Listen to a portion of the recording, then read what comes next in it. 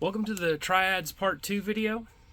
So today we're going to be talking about how to use triads to generate single note ideas. This isn't really going to be a lot of what to play over what chord change so much as some technical things before we kind of get into that. So what we did last time was this kind of thing where we were playing, you know, 3 notes at a time. Today we're going to be working on just playing single notes, so stuff like that. So what you saw me doing in the beginning of the video was a technique called sweep picking, and I was also combining some of the legato technique that we talked about in previous videos. So the first thing, if we're going to take, for most of the examples in this, I went to the key of G, so we're just going to take this from last time, we're just going to move it up 2 frets, exactly the same shape. And what I did when I started out was I played, okay, so I hammered on, because the idea with sweep picking is you're trying to play 1 pick attack per string. So if we picked down up, you would create a situation where your pick is going up and we want to go this way.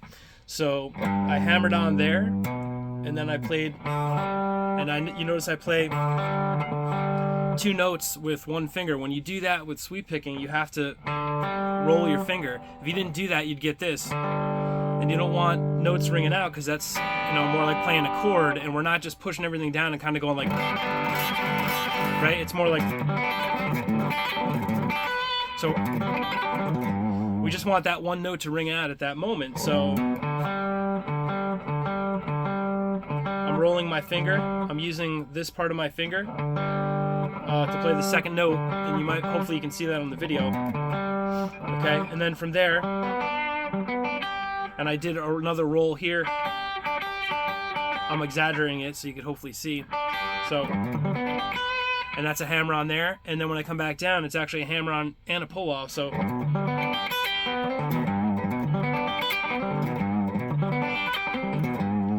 we go to the next inversion. That would be like, and I'll be honest, I don't really start a lot of them using this string. I usually I start a lot of them on the root, which is, that was playing with starting with the 3rd, but I don't know, maybe I just find it awkward that my pinky has to do that. But again, the point of this channel is for you to find things that, you know, work for you. So that, whoops, that would be something that maybe you could incorporate in your playing, but for me, I don't do it a lot, but I know it exists. The next shape would be this. And again, a lot of times I'm going from the root, or I'm thinking from the root, but this note, the D, which is the 5th, is part of it. But again, I don't start off with that note a lot of times, because this kind of sticks with my principle of keeping it simple. And then of course we could take that same idea through minor and so forth. So that one, you have a lot of that where you have to roll, because you can see that's 3 notes I'm playing with 1 finger. Okay, this one.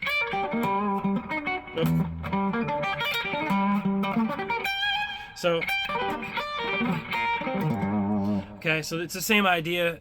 You're just taking the third, lowering it a half step, and so on and so forth with augmented and diminished.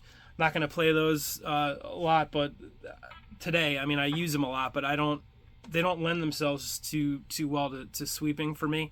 But the shapes will be shown in the attached PDF files.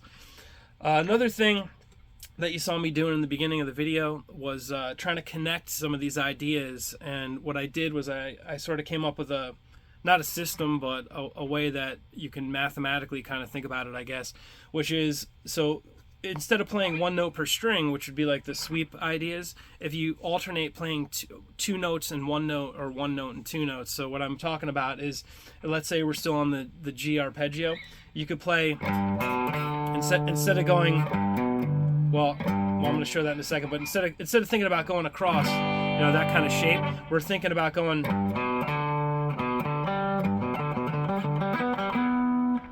right? So stuff like that, and so on, right? So what did I do there? I took the shape from. Okay, so another thing that I developed a little bit was a way to extend these out so that you're kind of using like the whole neck, or for the most part, I mean most of the neck. And the way you do that is, instead of thinking in position, you sort of have these like leaps or skips up across adjacent groups of strings. So the way to do that is you play two notes on one string, and then one note, and then one note and two notes, and it alternates. So what I mean is, like for example, if you take, okay, so just that shape. So I start off with one note and then two notes, and then the next thing becomes two notes and one note, and then one note and two notes, and so on and so forth.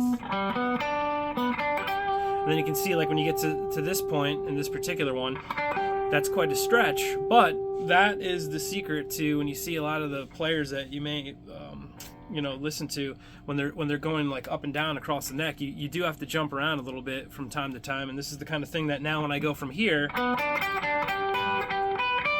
see, I jumped from 7 to 12, and that's sort of how it happened there. So we have, so the other way to look at that would be,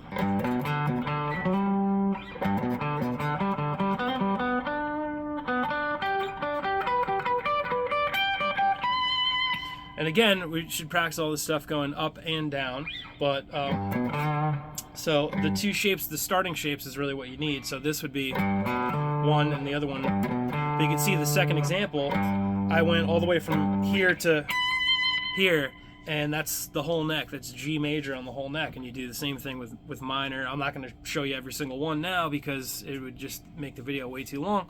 But you would do that with all the different qualities. And the beautiful thing about triads is, like I mentioned in the previous video, is there's only 4 different qualities, right? Major, minor, augmented, and diminished. They're all going to be in the PDF that's going to be attached to this. So that was the other thing. And then one thing that you saw me doing too was I took like an idea, like where maybe I'm focusing on one sort of inversion or one piece of the triads as we come through like a set of strings. So one of the ideas I did was to do something like this. It was based on this. Whoops. So that was moving between F and G, F and G again. Okay, so that was the concept. But all the notes weren't those exact notes, but if we just did that,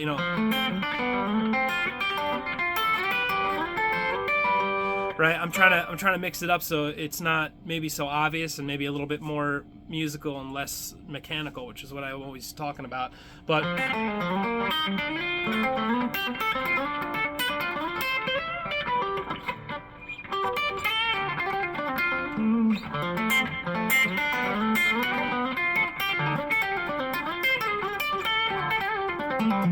so something like that, it was close to what I played when I was just going. but I'm trying to mix it up a little bit. And again, the note choice, you know, it's something that, for me, I'm not really thinking about it, but you can experiment and maybe come up with some of your own ideas. So the third thing, when we're talking about triads, is playing all 3 notes on one string.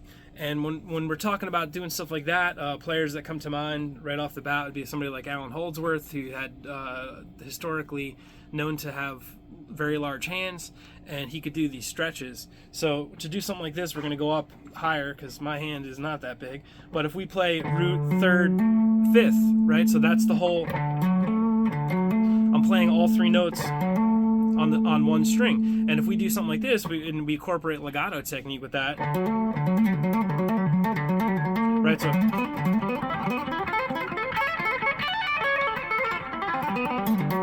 And it gets a very interesting sound, and all I did there was I used some of the legato ideas that I did when I was doing stuff like this in a regular scale,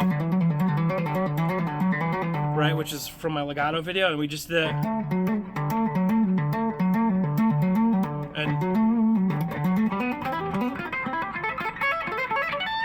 And this isn't sticking to a particular scale because I'm just going straight across the 10th fret in this case, playing major arpeggios. You could do the same thing with minor, so.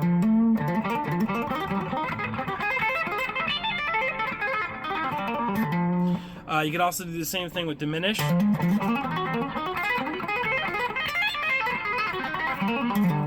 Right, which would be something that a guy like Shawn used to do a lot, that particular idea.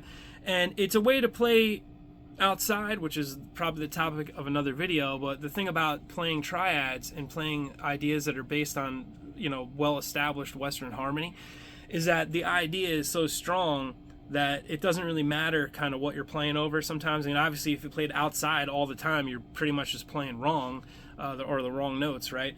But with these ideas, if you momentarily throw it in as a way to get from point A to point B, where you're inside, outside, inside, they're so strong that it just works every time. So let's say I was playing like a D minor pentatonic idea.